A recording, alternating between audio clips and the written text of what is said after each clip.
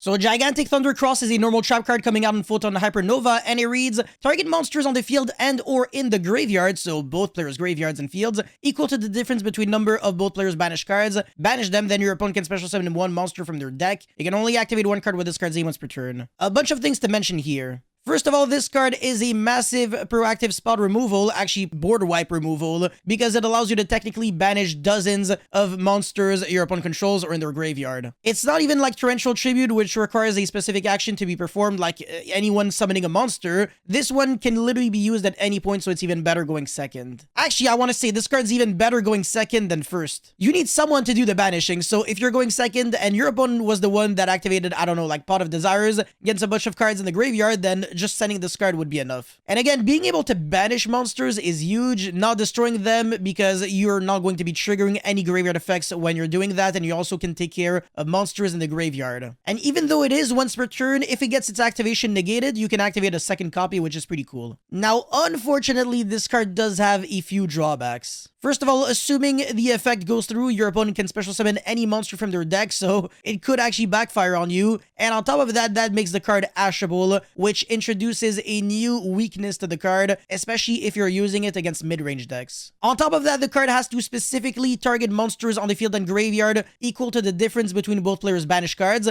So let's say there are 4 banished cards, but you're trying to banish 3 cards, you can't really do that. I really find it unfortunate that the wording on the card isn't up to the difference between both players' banished cards, but rather exactly equal to the amount of, the difference. Overall, I can still see this card being played in like Gridmagia or Eldritch because they can actually control the amount of cards that they have banished thanks to the pots. I believe it's a great card with a lot of potential, but of course, because of the flaw that I just explained, it can't really be a staple for me, at least not right now. But that's pretty much all I had to say for this video. Let me know your thoughts about this card in the comment section below. As always, don't forget to like and subscribe, and I'll see you guys very soon. Peace.